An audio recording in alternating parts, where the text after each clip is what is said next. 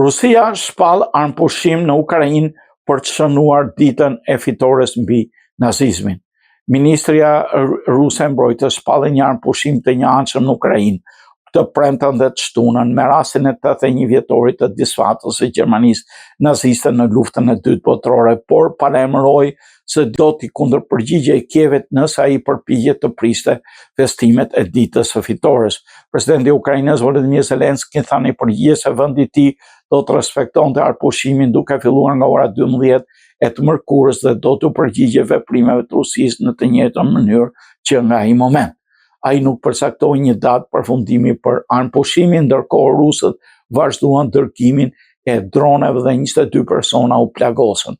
Njoftimet e së hënës erdhën ndërsa Rusia përgatitet të festojë festën e saj më të rëndësishme laike në paradën tradicionale ushtarake në sheshin e Kuq, e cila këtë vit është reduktuar për shkak të shqetësimeve për sulme të mundshme nga Ukraina.